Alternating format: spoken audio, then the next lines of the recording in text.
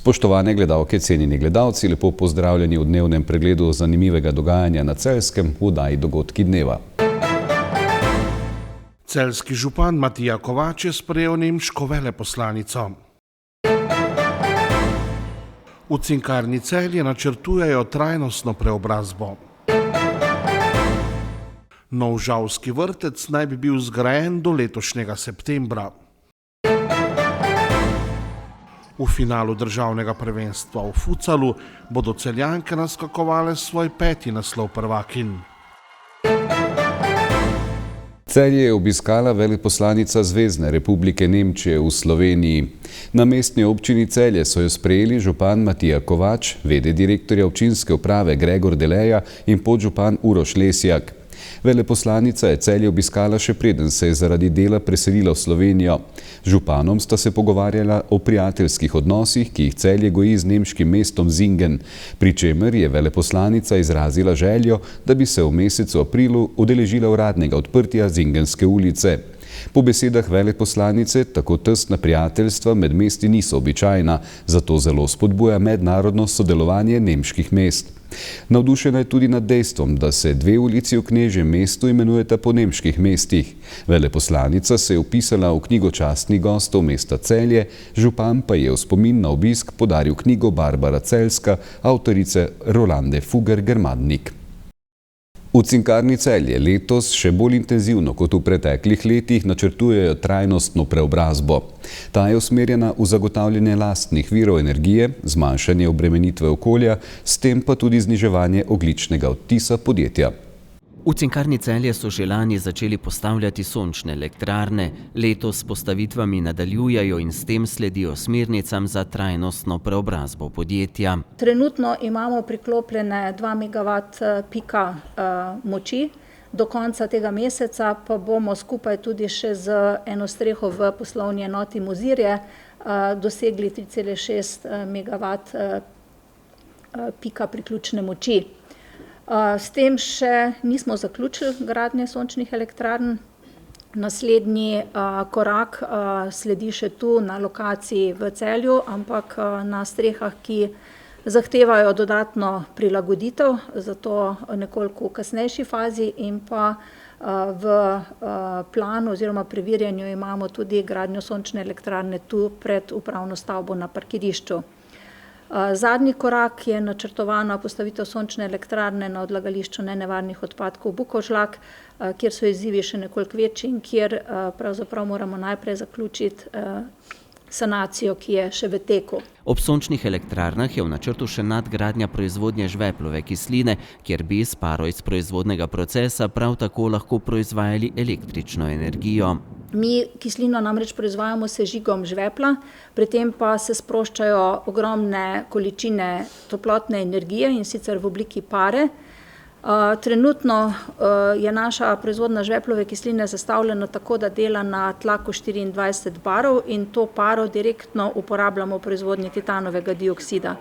Projekt, ki ga pripravljamo, pa je na temo dviga tlaka pare, se pravi iz 24 na 42 barov, pri čemer bi lahko potem z reduciranjem pare na tlake, kot jih dejansko uporabljamo v proizvodnji titanovega dioksida, so proizvajali tudi električno energijo. Do leta 2027 bi tako lahko z lastnimi viri nadomestili med 35 in 40% porabljene električne energije. Koristimo tudi energetske vire drugje po podjetju. Eden od takih primerov je na začetku gradnje 2 velika filtra.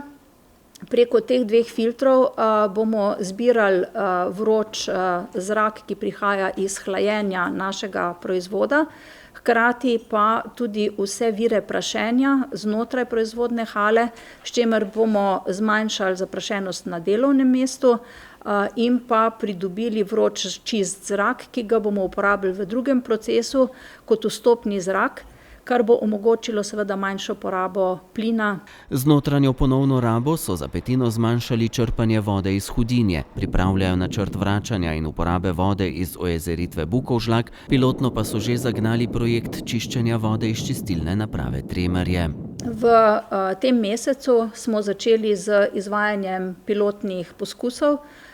z pilotno napravo, ki je nameščena na lokaciji komunalne čistilne naprave Tremarje. Računamo, da bodo ti poskusi oziroma spremljanje trajali med 6 in 12 mesecev, ker moramo pač zajeti celotno obdobje leta z padavinami in soljenjem in vsem ostalim.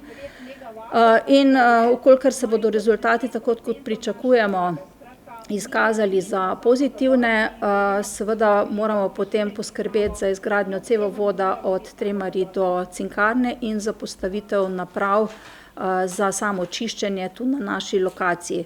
S tem bi se potem izognili v celoti črpanju vode, sveže vode iz reke Hudinje. Aktivnosti trajnostnega poslovanja bodo podrobneje predstavili v revidiranem letnem poročilu za minulo leto. V tem segmentu seveda podjetje čakajo veliki izzivi, kemijsko industrijo preobraziti na trajnostni način poslovanja ni enostavno, tega se vsi zavedamo.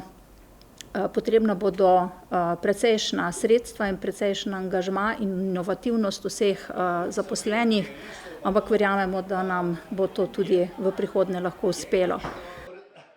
V Žalcu v zasebno-javnem partnerstvu gradijo nov vrtec. Odprli naj bi ga septembra, partner občine pa je velenjsko podjetje Ezoteh. Slednje je na takšen način zgradilo že vrtca v Šoštanju in Vinski Gori. Z izgradnjo novega vrtca v Žalcu rešujejo prostorsko stisko, ki jo imajo v obstoječih vrtčevskih enotah.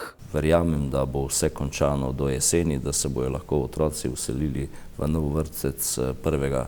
septembra. To je velik projekt, v Žalcu je kronično pomanjkanje mest v vrtcih, zato ker se Žalec širi, blokovna gradnja, v vsakem stanovanju, ki se proda, po en otrok ponavadi zraven. In potem vedno moramo zaprositi ministrstvo, če nam normativ potrebnih igralnih površin v vrtcu iz 3 kvadratne metre malo zniža.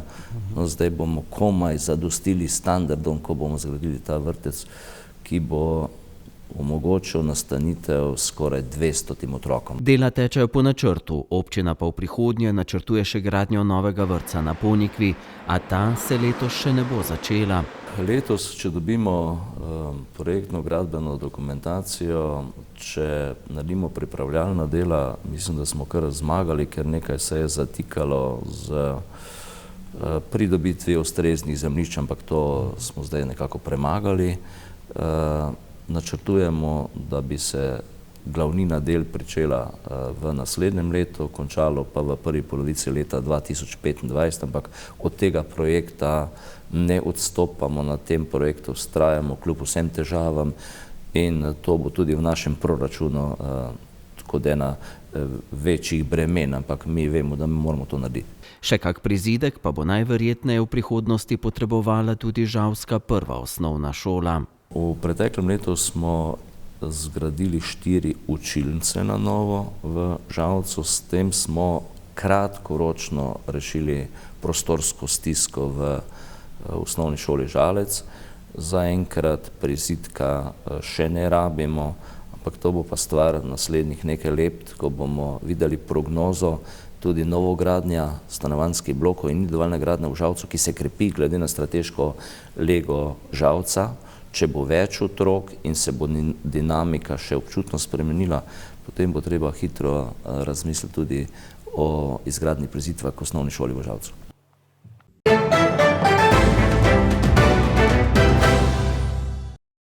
Igralke ženskega futsal kluba Celje so prve finalistke letošnjega državnega prvenstva. V finalu se bodo pomerili zmagovalcem jutrišnje 3. polfinalne tekme med Slovenskimi Goricami in Vrhniko. Celjanke so v polfinalu z 2-0 v zmagah izločile Košano iz Pivke. Prvo tekmo smo v domačini suvereno dobili, drugo smo tudi začeli dobro, povedali, potem pa je sledil padec v igri, nismo igrali dobro celo tekmo in so nasprotniki to izkoristili, ampak smo na koncu se obrnili v svojo korist in čakamo tekmeca v finalu. Jaz mislim, da smo letos nastopili kar suvereno, da smo že v začetku sezone pokazali, na kaj ciljamo. Želimo si biti neporaženi do konca sezone. Polfinale pa jaz mislim, da kljub slabšem začetku prve tekme smo potem suvereno dobile polfinale. Druga tekma pa ja, začele smo dobro, potem je sledil padec, nasprotnice so ga izkoristile, ampak nismo klonile, borile smo se do konca in pokazali, da lahko zmagamo. Celjanke so redni del državnega prvenstva in polfinale odigrale izjemno suvereno, saj niso izgubile niti tekme. V letošnji sezoni je v državnem prvenstvu nastopilo rekordno število 8 klubov. Tudi kakovostna raven se je po mnenju trenerja Celjank, ki je tudi selektor slovenske reprezentance, letos precej dvignila. Je, da se število ekip narašča, več je konkurence, več je dobrih igralk, prihajajo mlajše igralke, igralke iz velikega nogometa, ki imajo sigurno več tehničnega znanja kot mi, ki smo začeli futsal. Lepo je to gledati. Sigurno pa imamo malo prednosti, ker smo načeloma igralke futsala. Taktično smo na tem mestu mogoče malo boljše. Vsak vikend se ne igra z isto ekipo. Po eni strani smo bile že prejšnje sezone naveličene na istih ekip, letos pa je to drugače. Vsak teden se je treba pripraviti na novo ekipo. Ekipe so se dosti dvignile, ni več nekih favoritov, favoriti so samo še na papirju, treba je pokazati na igrišču, se lahko vsak premaga vsakega. Letošnja sezona je, bom rekel, velik korak naprej v ženskem futsalu, v sami kvaliteti in kvantiteti, posledično tudi kvaliteti. 8 ekip je, res je dosti novih igralk, ki so dvignale nivo in ženski futsal se strmo dviguje v Sloveniji in jaz prepričan, da ima res lepo prihodnost. V finalu bodo Celjanke branile naslov državnih prvakinj in naskakovale svojo 5. lovoriko.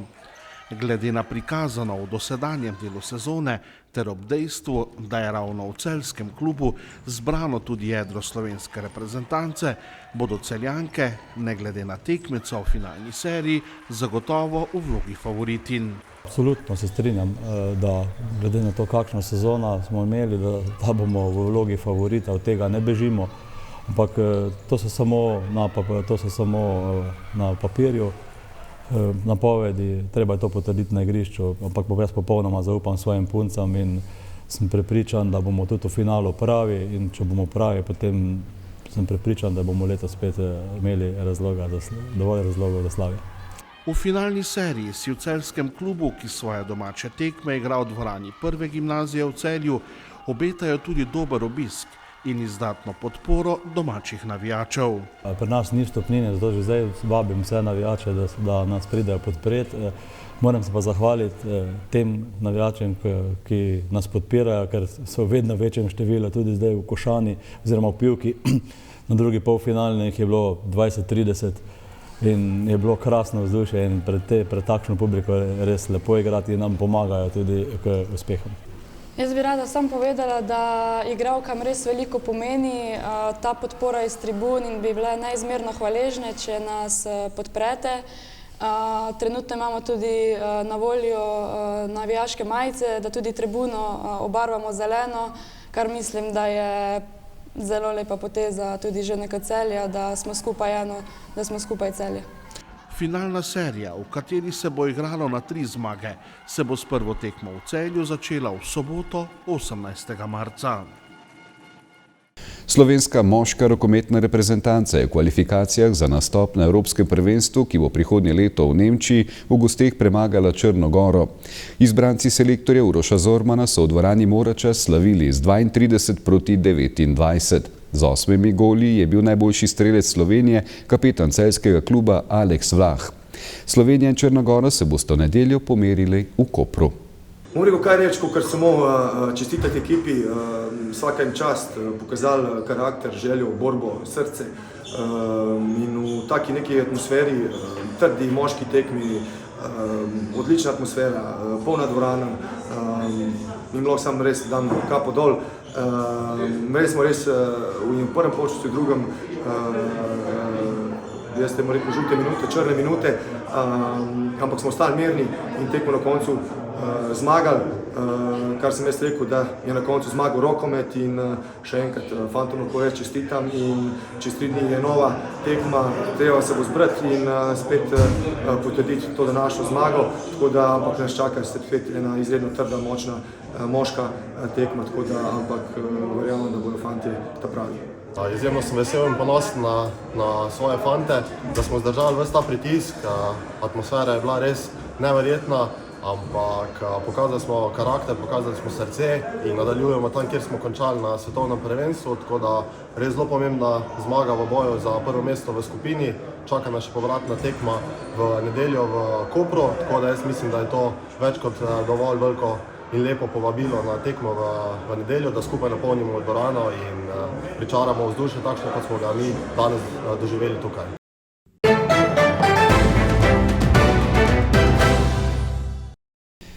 Jutri bo sprva še pretežno oblačno, v notranjosti Slovenije bo občasno rahlo deževalo, čez dan se bo delno razjasnilo. Zapihal bo severovzhodni veter, na Primorskem popoldne šibka do zmerna burja.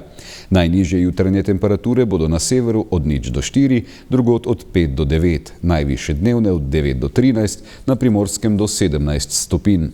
V nedeljo in ponedeljek bo večinoma sončno, v ponedeljek bo zapihal jugozahodni veter. To so bili dogodki dneva na televiziji Celje. Hvala lepa za vašo pozornost, do prihodnjič pa lep pozdrav in srečno.